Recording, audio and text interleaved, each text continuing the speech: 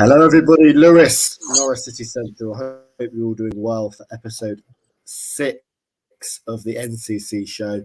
It's great to be back. Of course, finally now talking about a game, and it was a disappointing one against Arsenal, and we'll get into all of that as well as look ahead to Watford. Doeke, it's good to see you at Arsenal, mate. How are you doing? How's your voice doing? Well, yeah, as you can hear, the voice has kind of gone a little bit from all the chanting, all the songs, yesterday, which is fantastic. The atmosphere, you could see that Norwich fans are really up for the day. They're really up for the game. And it's a genuine shame that the team wasn't. Yeah, we're getting to all of that and Watford as well. Hello to everyone watching. If you're watching on catch-up, I hope you're doing well. And if you're watching live, I also hope you're doing well. I hope everyone's doing well from a Norwich City persuasion. And if you've got any comments, please put them down below. But yes, let's get straight to Arsenal, mate. It was a cracking day in terms of the atmosphere, and we was feeling quite confident going into that Arsenal game. I think it was a really good opportunity. And from the first 3 games, Arsenal looked really poor. And you'd have to say, even from this game, they weren't great. And it was a real opportunity and one which was missed. Yeah, no, 100%. And this is the thing that I said to an Arsenal fan after the game. I said to him, you guys were bad, but we were worse. And that is the issue. If we're coming up against teams and they're not great, they're not on the greatest run of form, or they're playing poorly, we have to put up a bit more of a fight than what we did. And I think it all went wrong from the team selection. I don't know how, has Lucas Rupp got Daniel Farke's nudes or something? Genuinely, I do like Lucas Rupp. I do think he does offer something, but at centre defensive midfield, it's a bit of a joke, that, to be honest, because we've got Matthias Norman sat there on the bench, someone who's played minutes over the international period and actually shown Norwich fans who have seen him over the international period that he is that missing piece to the puzzle. Why aren't we putting him in the puzzle? Why are we leaving it unfinished against an Arsenal team that we could have easily beaten on another day if we started our best team that was available to us? Yeah, that was it. And it's been interesting, actually, looking at the first 2 games. There's been this kind of, it's Liverpool and Man City. But then the next 2 games after Leicester and Arsenal, yes, they're 2 very good teams. But Leicester were really poor. And a lot of Leicester fans said it's kind of their worst performance they've seen in a long while. And yet again, Arsenal were definitely here for the taking. So, as you say, 2 missed opportunities. And looking at that team selection, I think that's the best place to start before we get into the game. A really interesting one, of course. Daniel Farke likes to keep that kind of consistent team, doesn't he? But made 4 changes. I think his explanation was because of the internationals and workload, whatever excuse you want to look at, and we get into that. 4 changes. Andrew Omobamidele was one who came in, and we'll talk about just how excellent he was. That midfield 3 was probably the most interesting one, with Lucas Rupp playing in that CDM role. And then Zolis and Kieran Dow got their first starts. But what was your kind of reflection of the team news, mate?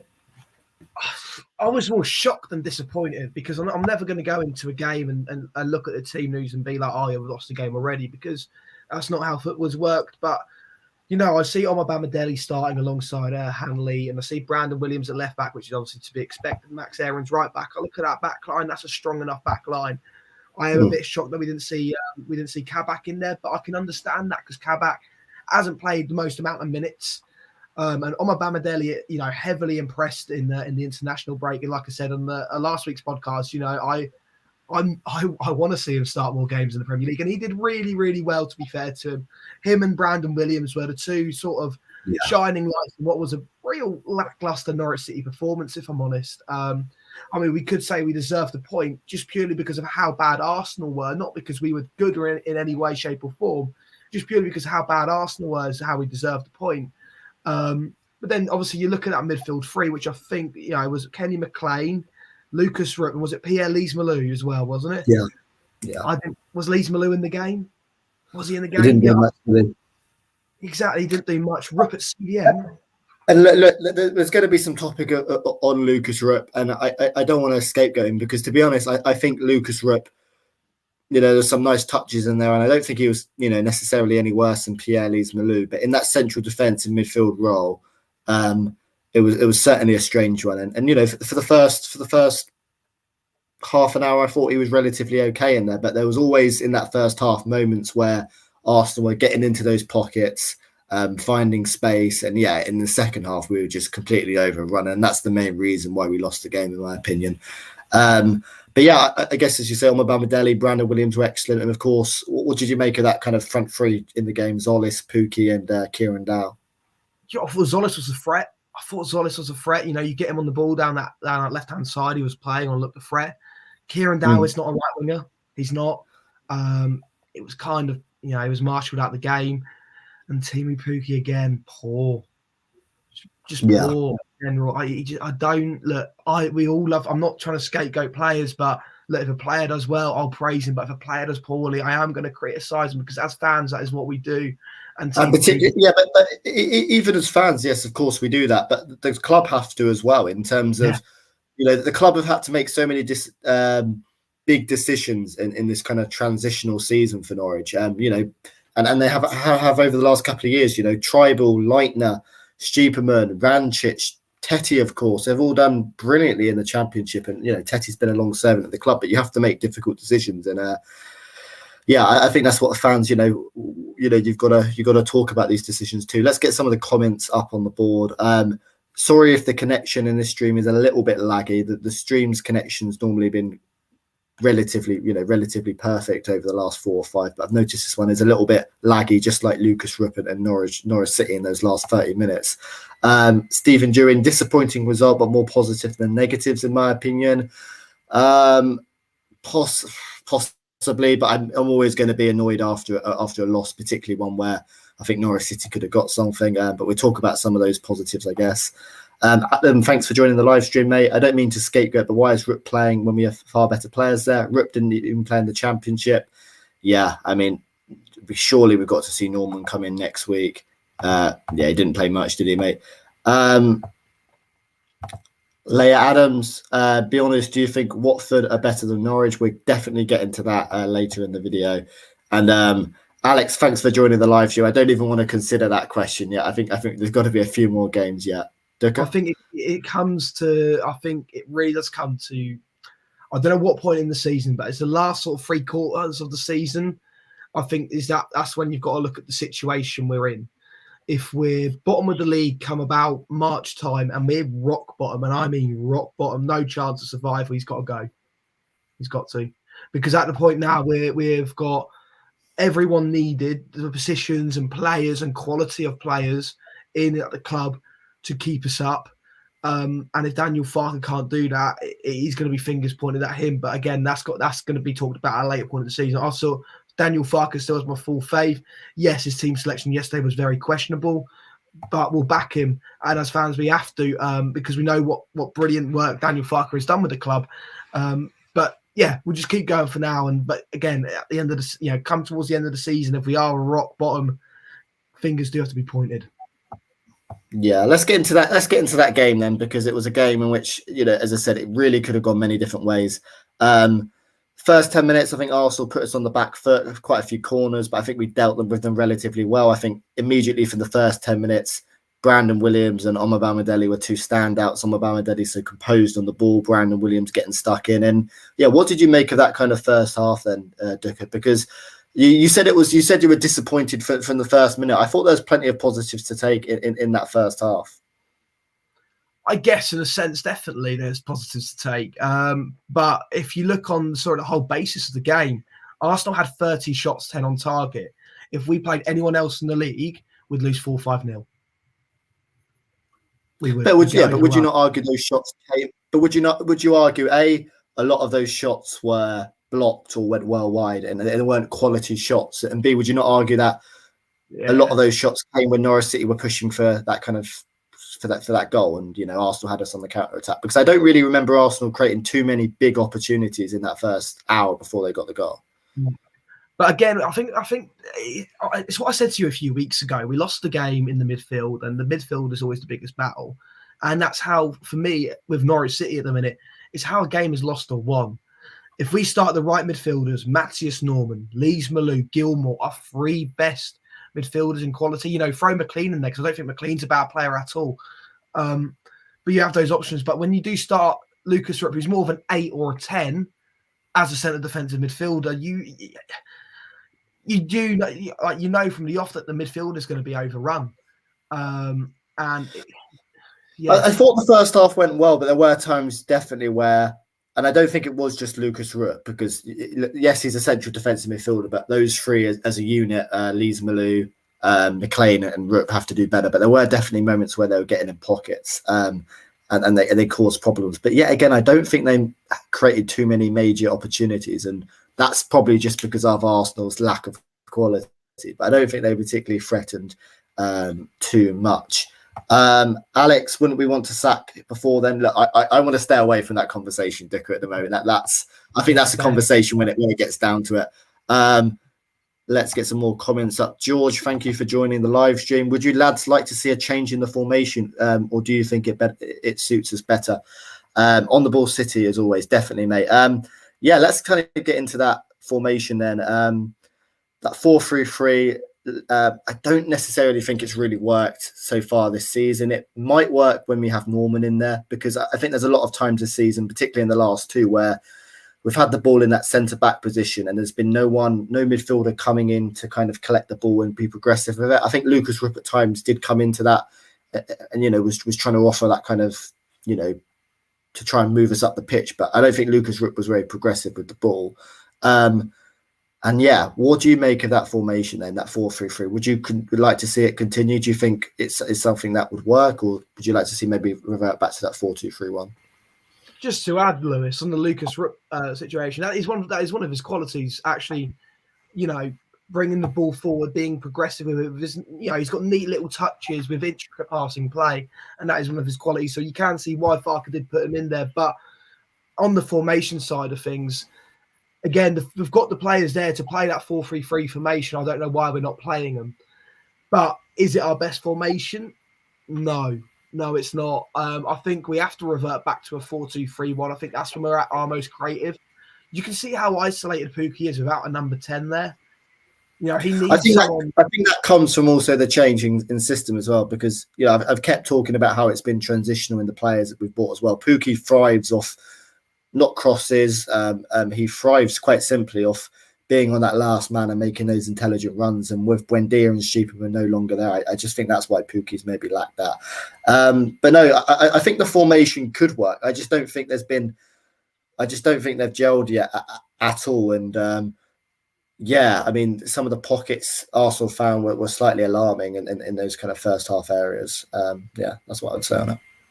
Yeah, no, I fully agree. I think, again, like you've just said, the formation definitely can work, and it definitely could be successful. We have to start these players who, are made for this formation, such as Norman. And I think, once they gel, like you say, these are new players. They've got to bed them in well, and make sure they understand Daniel Farke's philosophy, his way of playing, and get used to the Premier League. Because it's not going to happen overnight. For some players, it will. For some, it won't. And we've got to be patient in that aspect as well, definitely. But yeah. Yeah, I mean, the first half, Arsenal were finding some real pockets. They didn't create too many big chances, though, and I thought it was relatively okay. And I think towards the end of the first half, we had them on the back foot, and we probably created the best chance of the first half, that header from Kenny McLean. What did you kind of make of those last 15 minutes? Because I think we started to move the ball about better. I still think there was question marks in terms of that fluidity going forward. But, I thought those last 15 minutes of the first half were promising.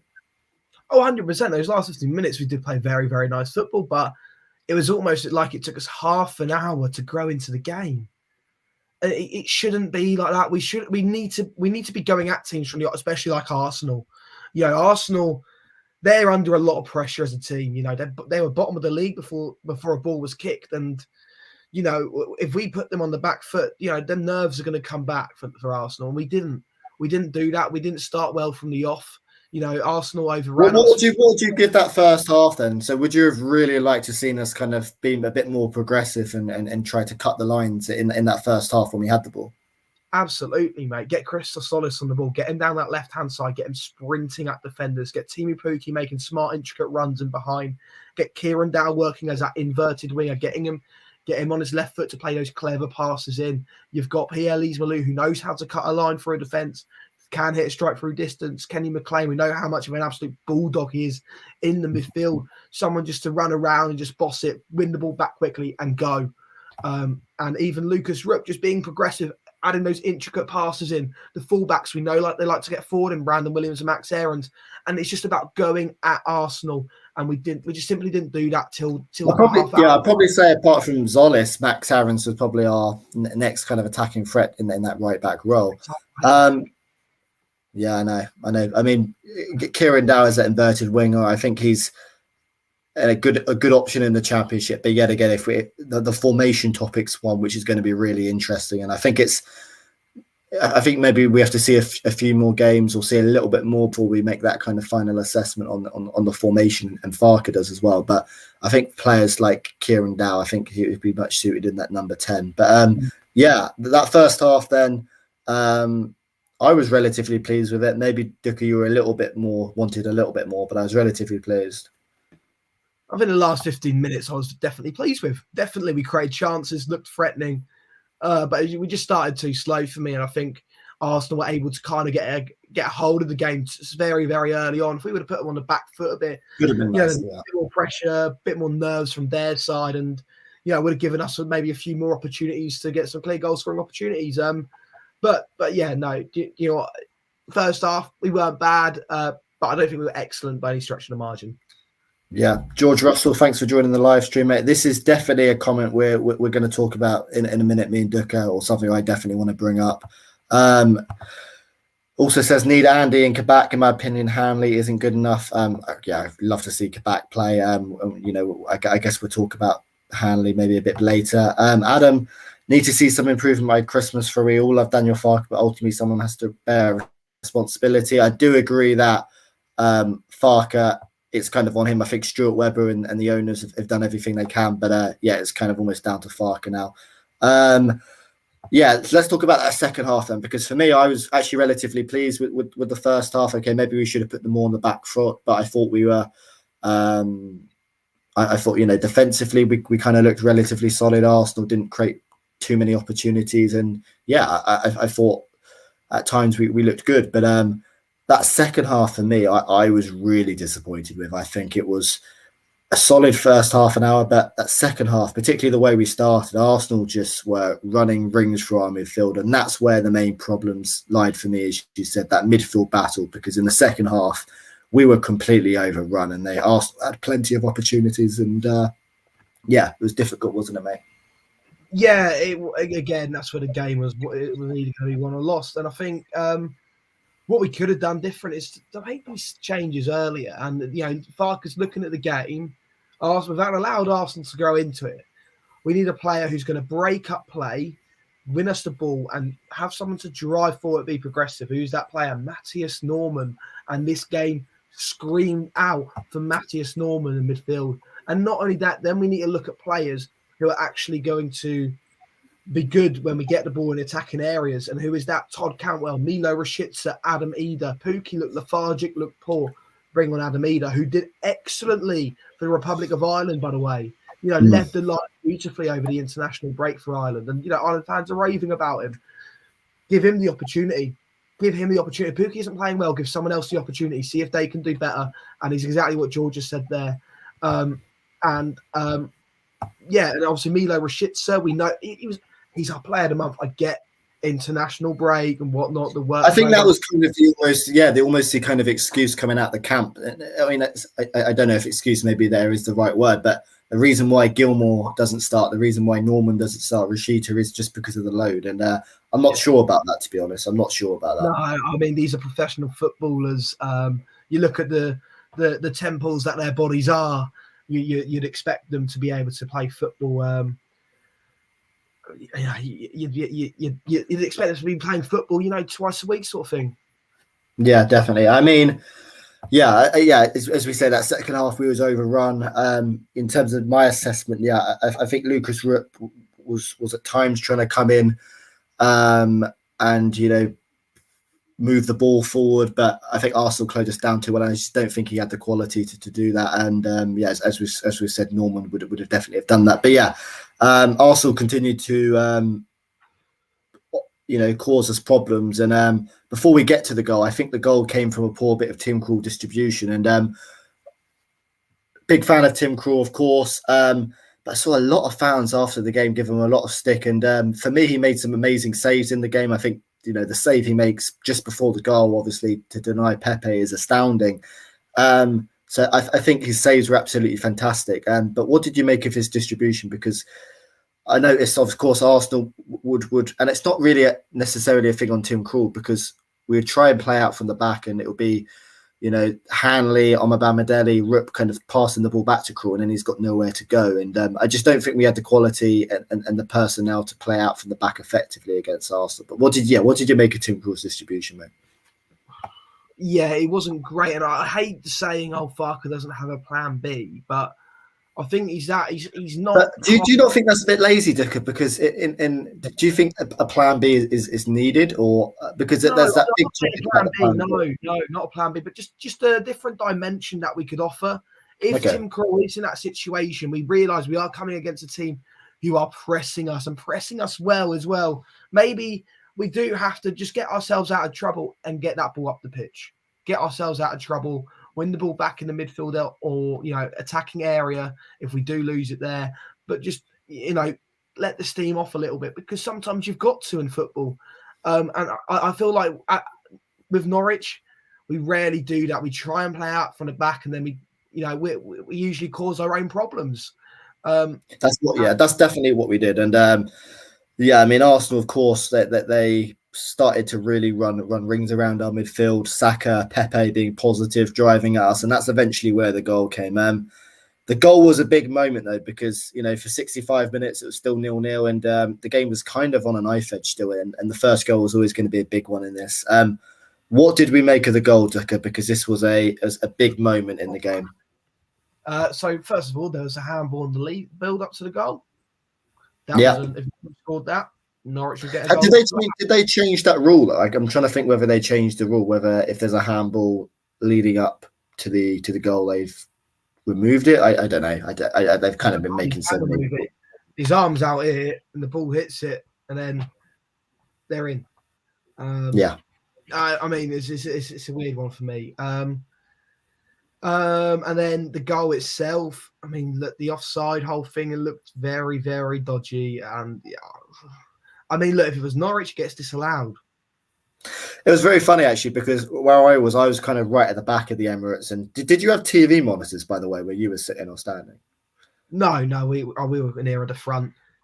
Oh. Well, I guess I was living in luxury at the Emirates, because I was right at the back of the away end, and they had big TV monitors, and so we got loads of replays of the incident. And all the fans around me were convinced that it was going to be given for an offside. We didn't see the handball initially; that was we watched that back, but it just looked offside, didn't it? And I don't know what the explanation was. I think it comes back off Pepe and Aubameyang's obviously. Therefore onside, and look, I guess from the letter of the law it is onside, but regardless, it was just so lucky, so jammy, and so disappointing for an Norwich end. And you would have felt that there's been so many times, like last time we was in the Premier League, where things would have been given a lot less against us, and maybe you could even argue that happened a couple of weeks ago against Leicester. Exactly, that's one thing I don't like about going up to the Premier League, because VAR just seems to just shaft us every single time. But look, we can't, as much as the goal maybe shouldn't have been allowed, we shouldn't have put ourselves in a position where we're conceding goals like that. We should be better than this. Arsenal were very, very poor yesterday, and we were worse. And on another day, we start our best team. We beat them. We annihilate them. And it's one of those. We move on to the next. There are positives to take for sure. And I think there's also a bit more clarification now on like who we start against Watford. Surely you go Norman. Surely you start Jerry. Surely you Zolish, Rashika, and I think Pookie is going to have a big part to play this season. But surely you go for Sargent or Ida next week. Absolutely, yeah. It's got to be either Ida or Sargent. Absolutely up front. Because I think Timu Pookie has been given his chance. I understood why he had to start on Saturday. He had just scored against Leicester. He gets a goal there. He's on a roll, but he played poorly. I don't. He had a couple of half chances, didn't he? We're getting to them, but yeah. Yeah, he had a couple of half chances. Did get himself in good areas, but what he misses is someone who's going to play those balls into him, and he didn't have that. Definitely. Kevin, thank you for joining the live stream, mate. I hope you're doing well. I don't get the panic. Arsenal beat us now. Look where they went in the table. Biggest problem will always be players going out on internationals. He couldn't start a lot of the top players. What do you make of that, Doeke? I mean, that was kind of what Farke was saying. How much could you kind of buy into the idea of workload with the internationals?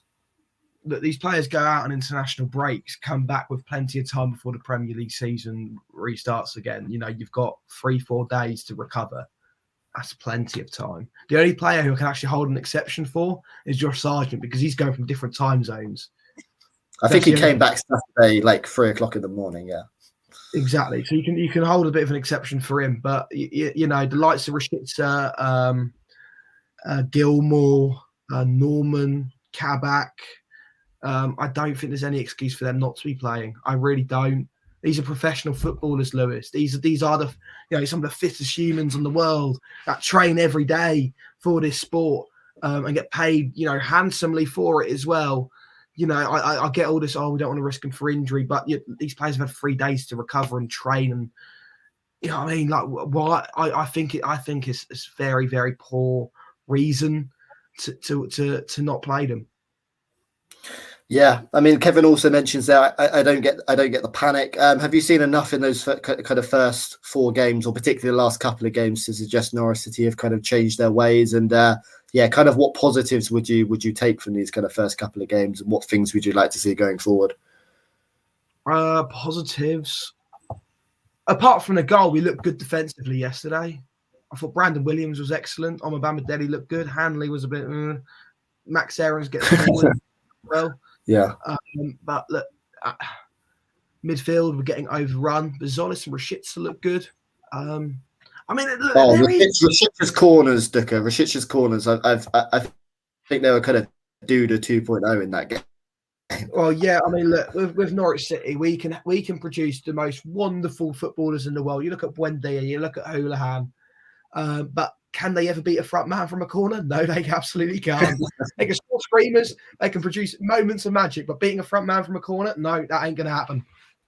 Yeah, definitely. I think, finally, let's kind of wrap up the Arsenal game. So, of course, Arsenal get that 1-0 lead. The goal was probably coming, and Arsenal have a lot of opportunities in the last 20 minutes. But what Arsenal don't do is they don't take them, and a lot of Premier League teams would have won this game 2-3-0, possibly more. But Arsenal were poor in front of goal. Tim Krul made a couple of good saves, and look, in those last 20 minutes, Norwich were completely and utterly done in the midfield. And obviously there was tiredness. Of course, Norwich were trying to trace that goal.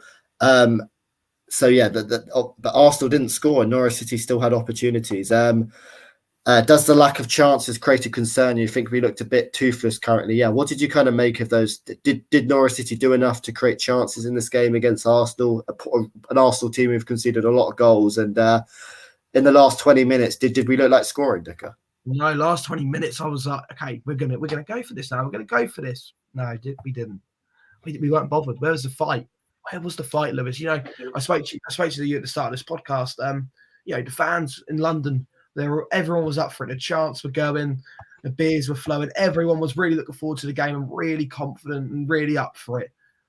The players were the complete opposite. I think that's harsh. I think a lot of those players were up for it. I just don't think the formation. I just think, as you say, critically in this game, the midfield was the main issue. And chances created. I still think there's lack of fluidity, lack of that front three. But I think the midfield was the issue. I think the only 2 players that come out of that game with their head held high are Brandon Williams and Andrew Omobamidele. I don't think any other player just did enough for me to show their quality, show their worth, put more of a fight than what they did in it. Because, Lewis, we can say Arsenal are this big club, and so they're bottom of the league at that stage of time for a reason, because they're a poor side. They are the worst side currently in the league before yesterday. Lack of chances created. Pookie just didn't look up to it again. But I think we're playing the wrong formation for Pookie. If we are playing Pookie up front, we need someone in that number 10 role who's going to be able to thread those passes through for Timu, because that's the sort of striker he is. He makes those, tricky, intelligent runs off the centre half, off his shoulder, and gets in behind. And we've got no one to really do that. We play very, very wide now. We bring in Zolis and get him down the lines and try and get balls into the box. But Pookie isn't really a striker that's going to win you headers in the box, is he? I think we're more looking at Eder or Sargent to be those strikers. So I think that that there's a case argued that Pookie isn't been playing the right formation for sure, and I think that is one of the reasons why we didn't create as many chances. Pookie's had 3 seasons at Norwich, all with a centre attacking midfielder sitting behind him. Yeah, and that's definitely, it's going to be a big topic of conversation, isn't it? That formation, and how do you get the best out of Pookie? And if you're not getting the best out of Pookie, then you've got to put in Sargent or Reader, or change your ways. And yeah, that's a big topic. Chances are created. I've seen Roadman Ties come into the chat. Hope you're doing well. I've seen a few comments of I don't know what the comments are. Types of comments where you want to. Tim Krul should quit football and become a cold call salesman because he's great at wasting time. Oh, Roadman Tie, I feel awful, mate. I feel awful that we're living in your head rent free. Jesus. I mean, Norwich are a tin pot club with a part-time bin man in goal. Tim Krul is not a bin man. He's a full-time professional footballer. But again, we're living rent free. So we can be happy. Going ahead now, Doeke, Watford. I mean, what would you like to see going forward against Watford? We've already spoken about Norman. Simple as that. No, there's definitely more to it. I think changes to be made, and I think just a bit more. Just get at Watford from the off, and I think we've got to get that first goal. We've got to get that first goal. Definitely. We've got to get a point on the board, mate. As well as this, I mean, Norwich City have lost 14 straight Premier League games. That is something which I don't like to repeat, but we've lost 14 straight games. So just psychologically, just getting those points on the board, just that'll be absolutely huge. And yeah, this Watford game is massive. And I agree with what it really could be. Yeah. I know it's so early, it's only 4 games, but it really could be, like you say. No, this is massive. Yeah, mentally, the players obviously they'll know 14 straight losses in the Premier League, not looking great. Only scored 2 goals, I think, in that time. So yeah, I think even a point will boost that mentality big time. It could be the changing point. Yeah, I hate to say that, Dick. I think we've only scored 1 open play goal in our last 14 Premier League games, which is quite hideous, put it that way. A player who isn't even with us anymore. Yeah, it's an interesting one, but yeah, I think the Watford game is going to be absolutely massive, and yeah, I mean the main topic I think I want to come on to is that topic of chances created. What do Norwich City need to do going forward? Jolis is someone I want to see start. Sheeta is someone I want to see start, and then probably Ida or Sargent. But what do Norwich City need to do against this Watford team going forward to create chances? I think we need to look at our best team here and look who's going to offer something going forward. I think we've seen Gilmore playing that centre defensive midfield role, and obviously that isn't his role. He likes to get forward, and we know we can spray out passes. Okay, we play him further forward. We play him in that 8 role, see what he can do there. Stick him alongside Lewis and Doeke, who's obviously a bit more taller, a bit more, I guess, gets about a bit more in the sense that he's a bit more physical, but can also spray passes and can score a screamer. Matthias Norman behind them, because then they've got the license to roam forward, get the wingers and strikers into those pockets that we're going to need to get them into. And I think we've got to start Rashica and Zolis on the wings. I think we've really got to get at Watford. I think playing 2 direct wingers who are going to do so in Rashica and Zolis will be ideal. Will be absolutely ideal. Got to do, yeah, and you've got to do that when you play that 4-3-3 formation, because when you're not playing that 4-2-3-1, you need that pace, you need that creativity and spark in there. And I think there's been, I think when you look at the Championship and, playing style is something we're going to explore more as the season goes on. But when you look at the Championship, Norwich could play the likes of Cantwell and Dow together, and we didn't really need pacey wingers because we were so good at breaking teams down, because we had the quality, because we had 70% of the ball every game. But in the Premier League, when you don't do that, and look, Cantwell and Dow can split a team open, and I'm sure they're gonna on occasions this season. But you need that pace, you need that ruthlessness, and that real ruthlessness going forward. And that's why I want to see Zolish and Rashid to start going forward now this season. 100%. I think not only starting Rashica and Zolis, I think the striker situation has to be changed. And for me, the man who's got to start is Josh Sargent. He's got to start. We've already seen his link up with Christos Zolis against Bournemouth. Yeah, we can say it's a weak Bournemouth side, but that was effectively our second string side at the time as well. And they got 4 goals between them. They already know how much of a player. I think Rashica, we know how good he is. And we know he'll create chances as well. Rashica likes to get to the bar line and stick a ball in the box. Teemu Pukki isn't going to win headers like that. Josh Sargent, he will. And we already saw him win a header like that against Leicester. Obviously, big chance missed. But the fact is, he's getting into those areas to get those chances. So, and we've spoken about this. Pukki, I don't like the idea of Pukki being not tired or whatever. I just don't think the playing style necessarily works for him at the moment, playing this way. And I think when you do that, you got to switch things up. So the team I would like to see, Doeke, Tim Krul in goal. I've seen suggestions that Angus Gunn should come in, but I think, in my opinion, they're absolutely ludicrous. I think if Angus Gunn was in goal against this Arsenal team, I think Arsenal probably would have scored a couple, because Tim Krul made some really good saves in the game. And also, I think Angus Gunn would have struggled with his distribution. We know Angus Gunn's good on the ball, but I think he would have struggled as well. Tim Krul, Brandon Williams, and then you get into that centre-back position. Djigo Kabak and Ola Mamadeli. It's young. I mean, that would be incredibly... But would you not argue we... 2 years ago, we had a very young backline. Would you not like to see that experience, or do you think they'd be okay? It's a really good point you bring up there, Lewis. Really good point. Because as you know, Grant Hanley's not been great this season, but he is that leader, he is that captain, and he does provide that that experience. And I don't necessarily think he's going to come back alongside Hanley. And I know it's so harsh to drop Big Andy, but I think we're going to kind of need Kabak's sort of quality in there alongside Hanley's leadership. And I think we'll get that with the pair of them starting. And I think that's what we need. I think it's got to be Kabak and Hanley. Yeah, definitely. And I think we kind of all agree that front three should now be Jolis, Sargent, and Rashica. But the main issue is going to be that midfield conundrum. And how do you see it? For me, Norman, Gilmore, and McLean. So I'm just going to change McLean for Lees Malou. But again, either or in the midfield, I wouldn't be disappointed. I think, again, that's probably our best midfield. I think I said this earlier in the podcast that our midfield doesn't need to be Norman, Gilmore, Lees Malou, or McLean in that role. Definitely. I think Rook shouldn't get a look in. Love the guy to bits, but he's just simply not Premier League quality. Yeah. And I think going forward, that now, as I say, against Watford, this is...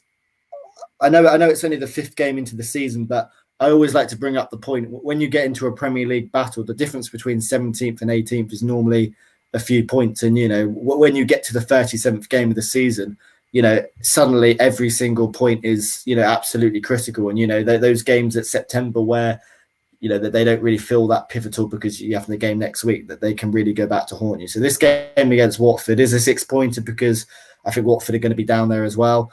It's an absolutely massive one. I think quite simply what Norwich City have got to do, if they are going to play that 4-3-3 formation, is just play, just keep it simple and, start your central defensive midfielder in Norman, play Billy Gilmore because he's, one of the best midfielders we have. Play with those wingers and that pace and play to a game style. I don't think Farke needs to overcomplicate it. Just play the best players, I think. It's quite simple as that. Spine tingling, what you just said there, Lewis. Spine tingling. Absolutely. I love that thing. Absolutely. Mate, you've hit the nail on the head there. And Do you know what? And I think you've brought up a point that I think it hasn't really been touched on by any Norwich fan. We haven't done the simple things right in any of our 4 games. We haven't done What are they? What are they, Dicker? Just simple things like I guess just defensive awareness and positioning. For some of the goals, it's laughable. Just simply keeping hold of your man, following his run, moving the ball quickly, making not losing the ball in silly areas, and scoring goals where we've got obvious goal scoring opportunities down. We're missing these chances, or play a simple pass or something and not try and make it too difficult. It's just the simple things that at times we do seem to be struggling with. Yeah, definitely. And I think the type of goal we've conceded most this season is just completely being overrun in midfield. You look at the Arsenal game today where we lose the ball from the distribution and we've got no central defence in midfield and Pepe's running at us. You look at the Leicester game, that was a massive moment. We should have got at least a point from Leicester in how we're completely cut open when Albrighton gets the goal. And, there's a couple of other occasions as well. So that is just pivotal, being solid at the back, because although I think Omobamidele Williams was standing lights and we defended well, I still think we still look so exposed. And that's not necessarily the defender's fault, but as that midfield conundrum getting it right. Absolutely. Again, I think it's just as a unit at the minute. I think we've not even gelled into the formation quite yet. We're really, really struggling with it, and just getting to grips with it now. And I think it's got, come Watford at home, it's huge. We need to see changes made. We need to see a better performance. We need to see chances created. We need to see resilient defending. Everything we haven't seen from the opening 4 games, we need to see against Watford. Yeah, I love that from you, Dick. An absolutely massive game coming up against Watford. I think we're going to end it here, Dick. It's been great. Firstly, I want to say, what was your favourite moment from the day yesterday? And I've got a feeling you're not going to say the football. What did you enjoy the most? Because it's been obviously your first away day in London. Oh yeah, it's been first away day in London for some time. Favorite day? I think it's just in the pub. I can, just standing on the chairs and singing songs. I can remember there's a video on a football away days Insta. You can see me on a chair, just standing up leading the songs. And I think that's the best part of the day. The atmosphere was incredible. The concourse was great as well, wasn't it, mate? It was a fun day. I think there was pyro in the concourse somewhere. I saw it. It was fantastic. The atmosphere. It's the first time the Norwich fans have actually created atmosphere in the away concourse for some time as well, I must say, because Man City away, it was really dry and I was really apprehensive about how the atmosphere was going to be yesterday, but it was absolutely fantastic. Norwich fans turned up and we sang our hearts out and supported the boys. So everything we could do yesterday, we'd done, just to show that the boys can do it on the pitch. Brilliant, yeah. That's a nice way to end it. And we'll be back, of course, for the next live stream where hopefully we'll be talking about a win. How do you see the Watford game going, mate, finally, before we end this? We're getting into one of these predictions, Lewis. I need to give myself a little stretch and we'll get into it. So we're going to win 5-0. Yeah, we need to build us up. We're not going to win 5-0. I am joking. But we're going to win 2-1. I think the worst prediction so far is that Jordan Hugill winner against Man City.